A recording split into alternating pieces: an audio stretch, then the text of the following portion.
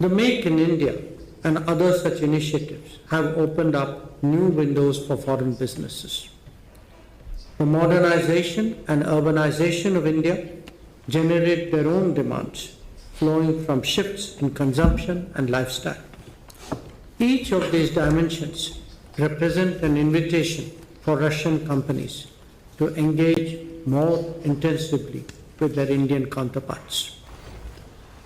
First Deputy Prime Minister is Manturov, colleagues, dear friends.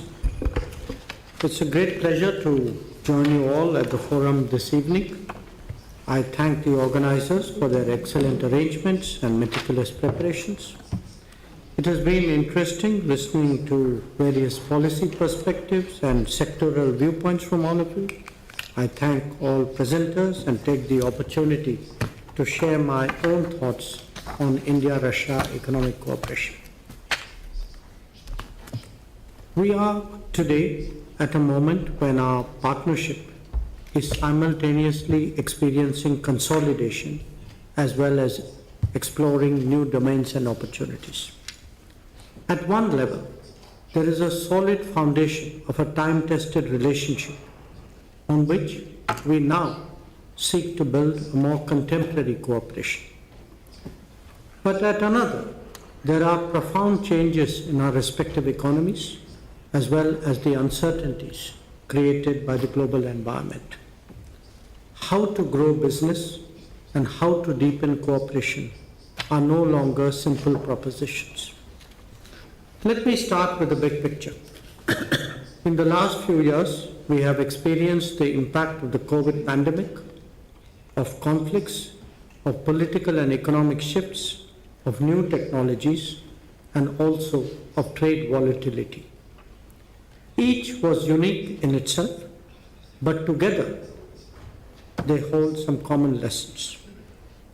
One is the importance of dependable and steady partners.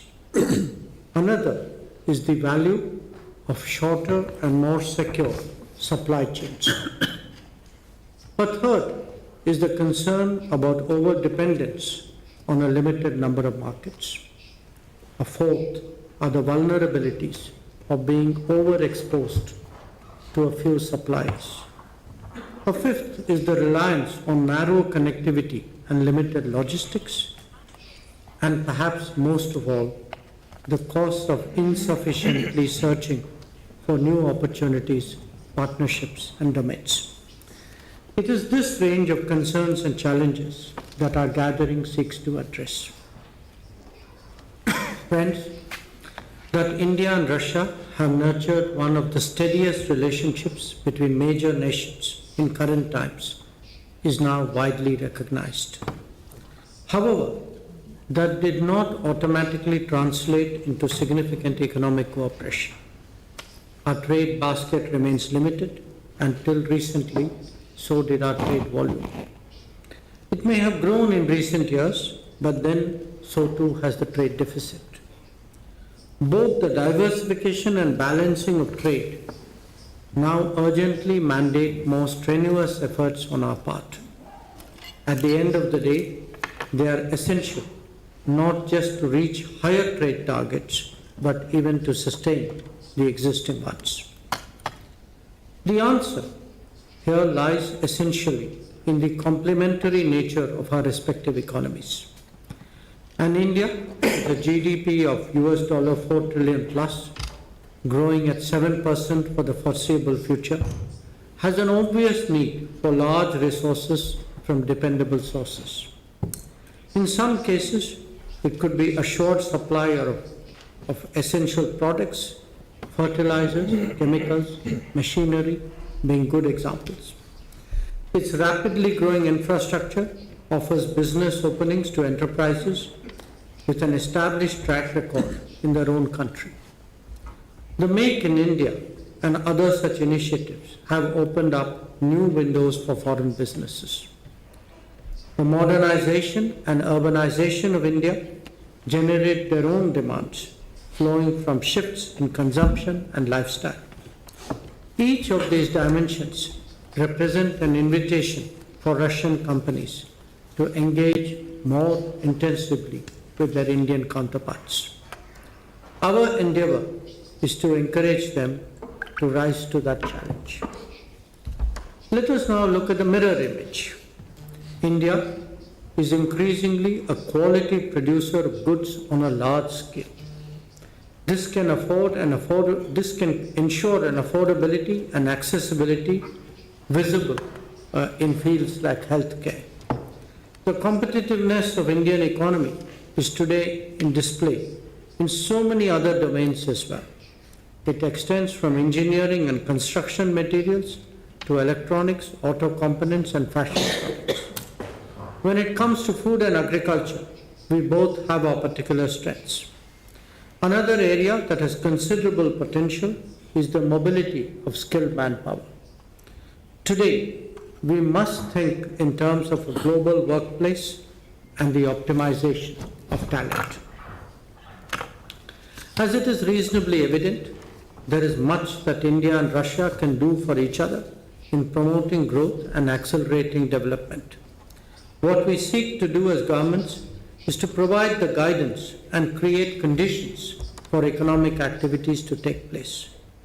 Clearly, much centers around trade, but there is growing willingness to contemplate more investments, joint ventures, and other forms of collaboration. First Deputy Prime Minister Mantoro and I are here amongst you to encourage those processes.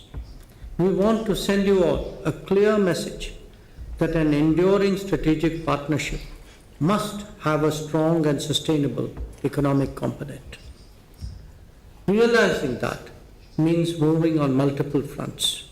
We have today concluded the terms of reference for the India-Eurasian Economic Union FTA. That will surely make a difference when concluded. We spoke about motivating joint ventures in key areas where the demand is already established. Some initiatives of significant investment levels were also spoken about. Our skilling and mobility endeavors have started to take off. The desire to improve connectivity is also expressed through multiple options. Ensuring that trade settlements and other financial payments become smoother has also been recognized and, more important, acted upon. There is a more active search for opportunities and partners in various fields. But in the final analysis, what we really need is for businesses to step forward confidently.